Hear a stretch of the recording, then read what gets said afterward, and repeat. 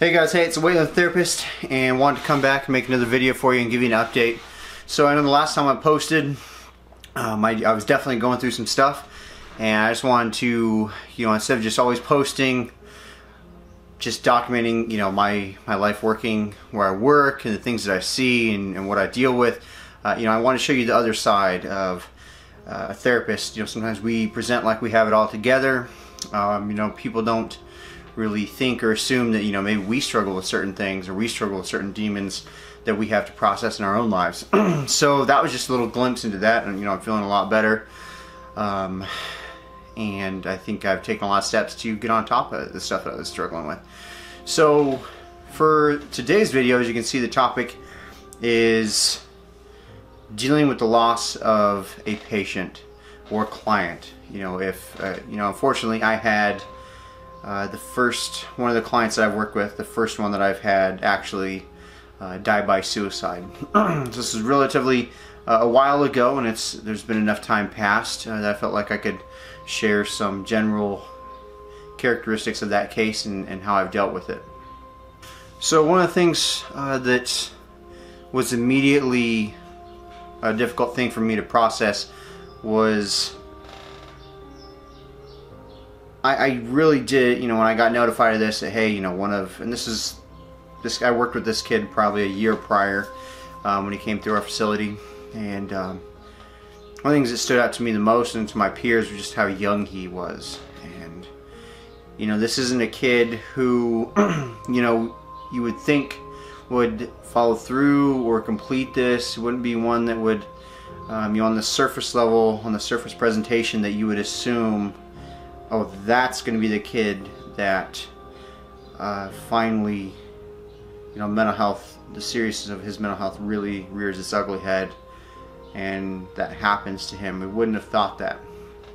This kid came from a family that was very supportive, very loving, had a huge community of support around and behind him, lots of therapists and psychiatrists and multiple therapists on our end that worked with him. And while he's actually at our facility, we held him for quite a while, and we didn't even have him go home. We've had him sent to another facility after ours just for continued care. After that, he went to a couple other facilities from that facility. So he definitely, one of the things is he was very honest about his feelings and his depression and his suicidal ideation, and so we always responded by recommending higher and higher levels of care. So, one of the second things I thought is, okay, is there anything that I could have done differently?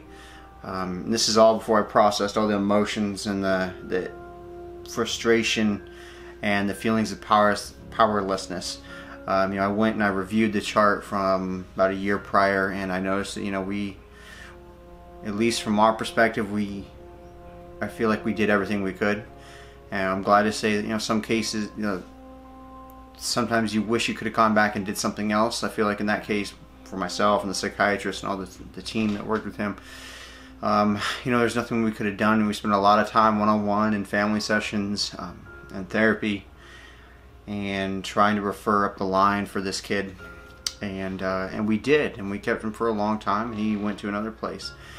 And the next thing, the next train of thought that my thinking went to was concern about this family. I can't begin to imagine, I can't convey what it must feel like for that family to lose one of their children.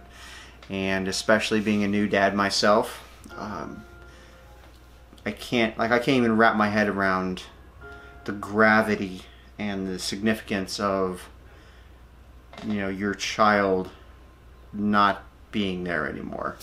That's probably one of the most difficult things for me to wrap my head around. So I can't imagine what this family is going through.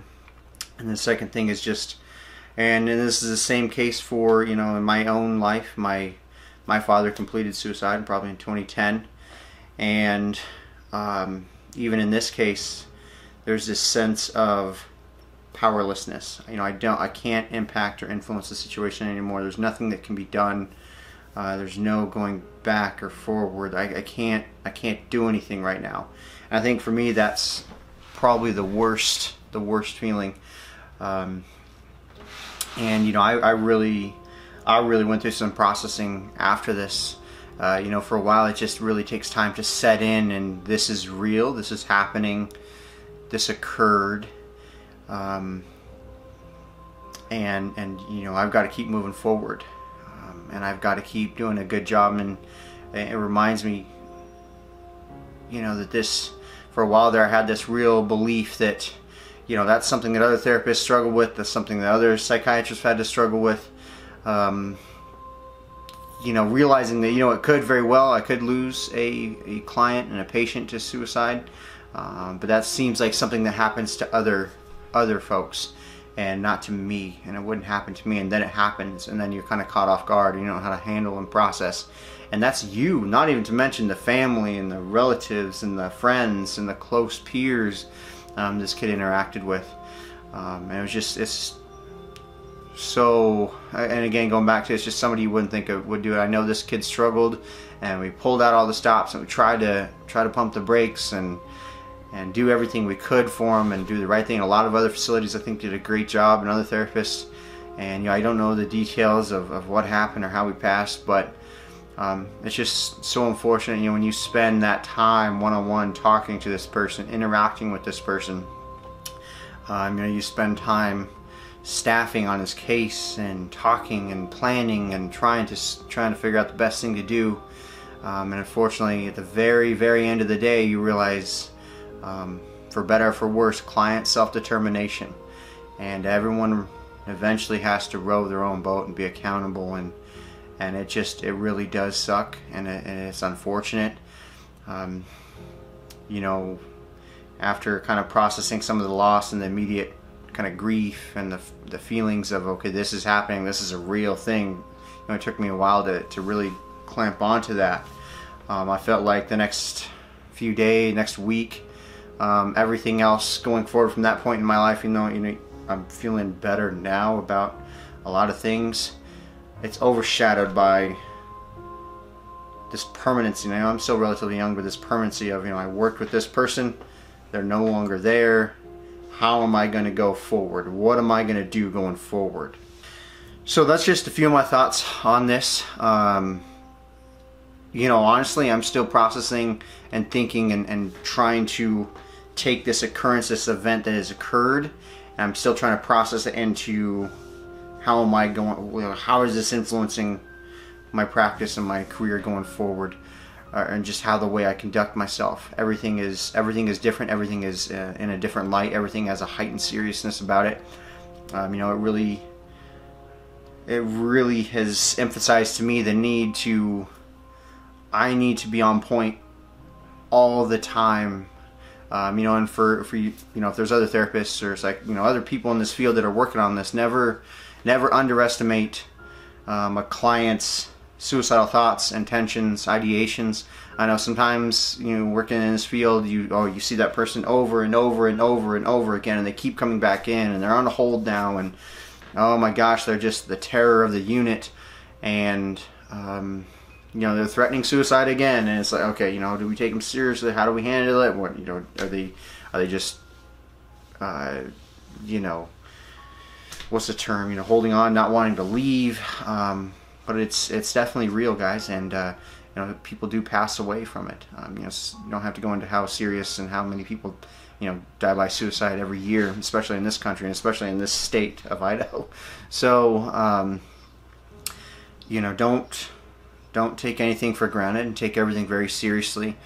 You know, be on your game, be on point, and if you feel like you're not on point, you owe it to the clients that you work with to remove yourself from that situation, to remove yourself from that field. Take the time off, one way or another, however you have to do it, because people depend upon you. You know, we are people that need to be you know, dependent upon, and we should be dependent upon. You know, we have the training, we went to the education, we have the experience, and families and people are counting on it. And what we're balancing is life and death. You know, I referenced that in videos prior, well before this happened, and this really exemplifies that.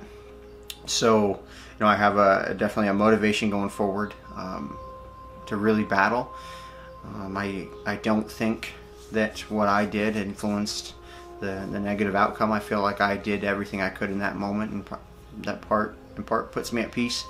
And then realizing, sometimes it can be really difficult to go forward and want to practice, and then you start practicing very defensively and not wanting to discharge anybody and holding on to everyone and wanting everyone to go to long-term treatment. But I can't do that. I can't do that. I got to recognize that I've done everything I can, and that I still believe that I'm competent and I'm capable, and the team that I have is competent and capable, and I'm going to keep going forward. And I want to be in this position. I want to keep doing good work. But for you, if you lose someone, a client or a patient, or if anybody in your life, I would recommend definitely taking some time off and a step back. I did that. My staff with my team, I have a great team and a great support. We didn't have any interaction with the family after this, but take the time to yourself.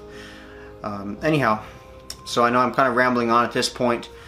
I want to wish all the respect and all the best to the family. Again, I'm not going to try to put in words or convey, the sorrow and the hurt and the frustration and the sadness and the depravity that is that situation. But I think even knowing that kid, I get goosebumps right now. I know what he would want me to do. Even getting a little teary-eyed. I know what he would want me to do, and what this family and my coworkers, my team would want me to do, is to keep going forward, and to keep pressing and keep fighting the good fight. So whether you're in the helping field or profession, one way or another, keep fighting that good fight. Sometimes not everything is going to work out in a happy way, but you owe it to the other people that you're serving. You got to keep moving forward. I think it's important to never forget the people that the bad outcomes like this, but recognize this is the field we work in, and that there's another person that needs help, and you owe it to them to be 100% on point for them. And if you're not, you need to take yourself out of that situation. So anyhow, guys, if you have any questions, put it in the comments below. I know occasionally I'll get a comment and I won't respond to it because I haven't been as consistent on YouTube lately, but I will try to check it, and I will try to get back to you. I know right now I've got a couple of comments I got to get back to you, so if you put it in there, I promise I will check it. I will get back to you. I will try to be on time with it. Other than that, that's all I got, guys. So if you have questions, put it in the comments below. Appreciate that. Bye.